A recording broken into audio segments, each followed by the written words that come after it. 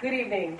I'm Cecilia Capers for Urban Cuss Magazine. I'm a freelance writer here in New York City. We're in Harlem, USA, tonight at a rehearsal space to showcase and give an opportunity for the cast of Tragedy of Tupac Shakur, or Who Shot Me.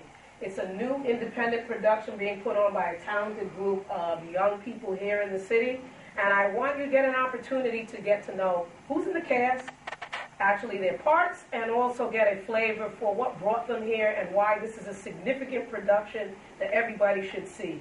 We know that Tupac in life was a controversial figure, and even in death he's still a controversial figure that will probably live on in our collective memories for decades to come. So let the cast introduce themselves.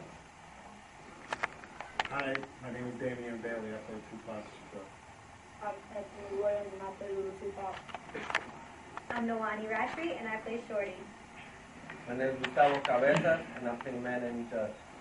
My name is Melinda Grace, and I play Tabitha Scorin. Hi, my name is Joshua Rivera, and I play the artist statement and the record executive. My name is Fahim Hamid, and I play the store owner. Hi there, my name is Betal Navarro, and I play the role of Layla Stenberg. I'm Joseph Herbozo, and I play Johnny J. and the Young Lord. I'm Z. Joseph Geis, and I play Tupac's manager. I'm Dan Brookhart. I play Judah Moisha, the Senator Bob Kansas, and Judge J.D. Roberts. I'm Channing Jackson. I play Louis Farrakhan, and also William, and also other roles as part of the ensemble. Nicholas Miles Newton played Suge Knight and Mike Tyson. Hector L. Hicks, I play Huey P. Newton and Tupac's defense attorney. I'm Jessica Jennings. I'm the director of this production. I'm Sinead Hernandez. I'm the stage manager and assistant director. What makes this production even more exciting, besides the subject matter, is to see that this is a multicultural cast. At times here in New York, you can have casts that either go from one extreme to the other in terms of culture. But what I like about this group here is that you have a variety of ages, you have a variety of experiences, you have a variety of different flavors that are all coming together. And I'm going to shoot a few questions, and just feel free, whoever feels the most confident and comfortable to answer the questions, to just chime in.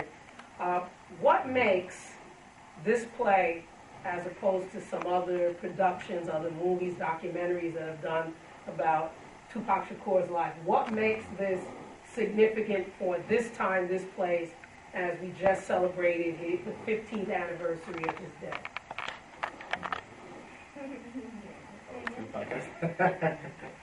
Repeat the question again? I'm sorry. No. What makes this special?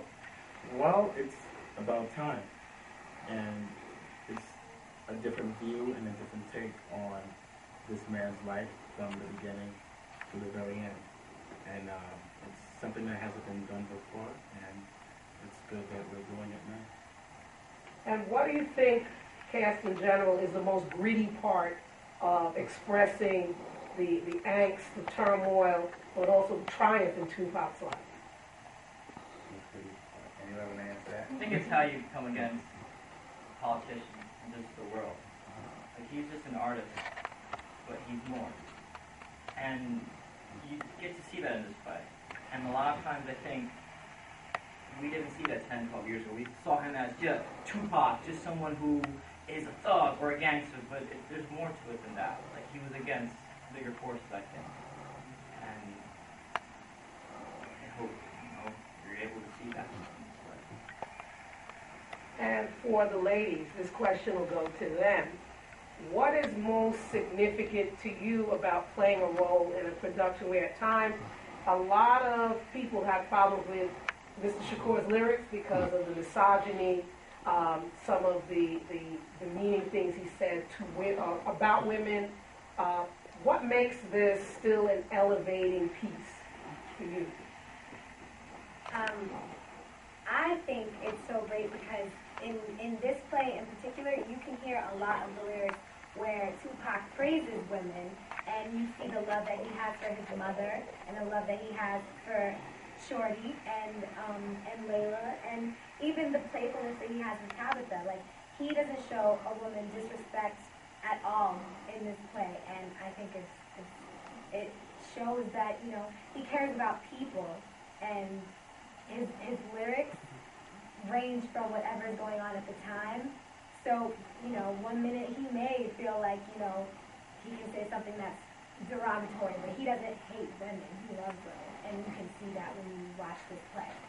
And I think he was so misunderstood. Because today, coming here, I always listen to his music, but sometimes the beat in music is so good that you forget the text and the words. Mm-hmm. And that's one of the things that's this play elaborates on. But I was listening to a song that he made called Wonder Why They Call You Bitch. And I used to always kind of chuckle when I hear that. But today was the first day ever that I listened to those words. And he wasn't really degrading women. He was basically telling the truth why men call a certain particular female a bitch. And it was true. You gotta listen to the words. I'm not gonna rap it. But I was like, wow, this is... And not only that, it was a heavy story. Every song was a story. So going on that, Rick, in terms of looking at Tupac as a storyteller, what do you think is the most significant story that he left us in his untimely death? I think the biggest story that impacted my life was the love that he had for his mother. Because his mother, even though she was going through some troubled times, he never left her. He always stood by her side. He always showed her love and compassion. Because when he was growing up, he had a tough childhood. And the same love that his mother embraced it in him, he was able to give it back to her. And to me, that song, Be a Mama and Keep Your Head Up, and like that song that they said, like, wonder why they call you the B word, he's actually not degrading women. He actually telling women, like, if you don't, you could be better, you could do something on your own. You could go get an education. You could get something. You don't have to wait for a man to give you things. You don't have to stay at home and wait for a man to make you a woman. You are already a woman, and you got your own goals and your own future. Now, in terms of, there's also sometimes in rap lyrics, and Tupac was a part of that, there's the subtext of his story where he had a lot of political and internal conflict. He had battles with Suge, he had battles with East Coast, West Coast. Everyone knows that. But what do you think, if Tupac was still alive today, what would he say about sometimes the gun violence or some of the other issues that are still plaguing the communities of color in particular that may have not changed too much from the time he was cutting records to what's going on right now? Well, he definitely wouldn't have been on Occupy Wall Street. That's for sure. I think he definitely would have been out there. I think he would have definitely talked about the gun violence that continues to plague the black community. He would have talked about the poverty. Not much change. Not much change. I think he still would have elaborated on that. Was Tupac an intellectual who was misunderstood? Yes. Yes. And that's an overwhelming yes. So going on that as well, we see this I would call it the rainbow cast. It's a beautiful mosaic.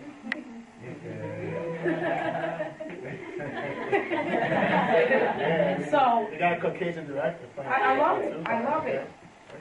Women directors, the unsung heroes in the artistic industry, especially in the film industry. But what I want you just to take a brief second and think of, why is this still an everyman story?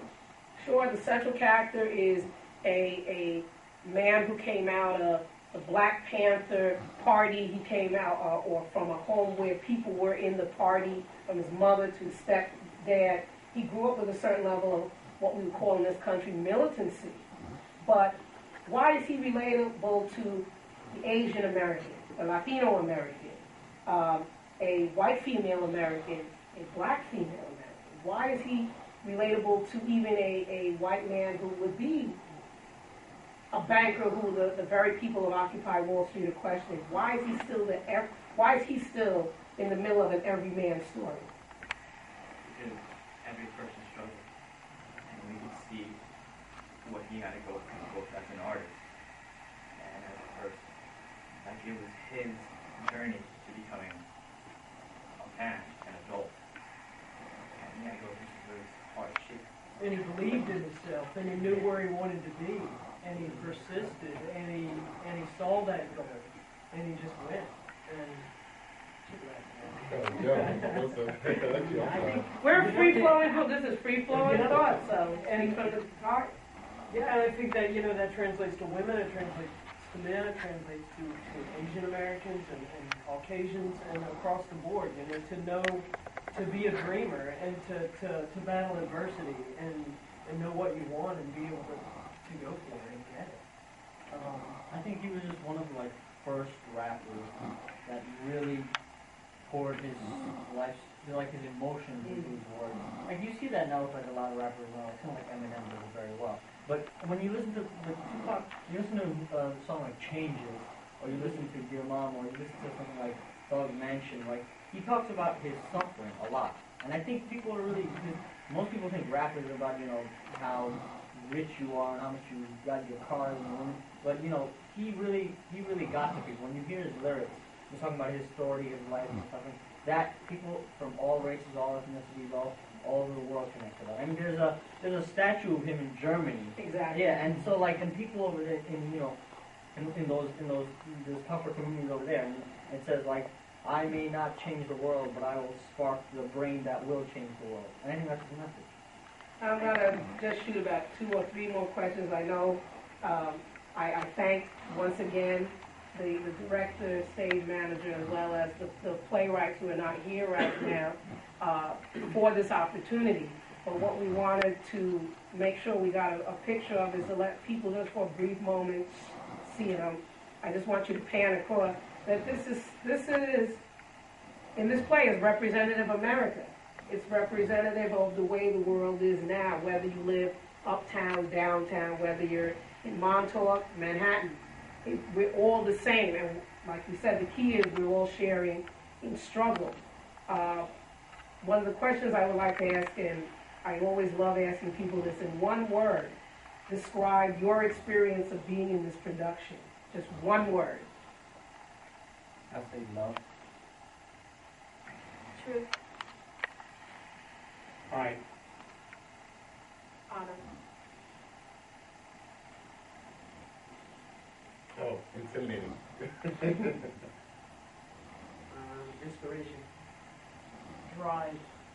Change. Journey. Passion. Brave. Embrace. Motivation. Overcoming. Definitely. Humanity. Enlightenment. Now, this is more directed towards the director and stage manager who everyone never sees them on stage, but they're the unsung heroes of every production. Why should a production like this be on the road? Or why should this be in a major theater or even in the glam of the off-Broadway echelon of productions? Why would a play of this nature be relevant in that venue?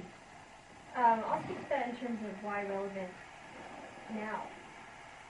And I think our culture, society's at a tipping point for all the groundwork that's been laid over the last 30 years or more. But everything that Tupac was speaking about, it's all coming to fruition now. What doesn't work in society, and where a lot of frustrations lay, and we're definitely at that tipping point now, and this place speaks to that, and it speaks to our humanity, and this is why it should be here now, and it deserves to be workshopped, it deserves to be worked out, and in off-Broadway venue, in that community, there's freedom to explore that you don't get at the commercial level. As Jessica said, our society now is just so much more worse than I think it was before. I think our humanity is just, like she said, is at a tipping point, and I think Tupac spoke about these things so long ago, and it's amazing to me how it's happening now. His lyrics are speaking to what is going on now. Our cast is so diverse, and I think it's important to show theater, and people that don't even come to theater, you should come, because this is a momentous thing for us, especially people my age. This is a big deal, just to see so many diversity in a cast, and to hear such a controversial topic of politics, of words, of, like you said, maybe it's degrading women, maybe it's not. But this is something that needs to be seen by everybody, and it should be. It deserves it. And I'm going to put a few people on the spot. Thank you for that. I want to put a few people on the spot. And just by a show of hands, we know it's 15 years since he died. I wanted to just see how many people that are in the cast now were under the age of 15 when Tupac died. I'm going to ask how old were you? How old were you? I believe I was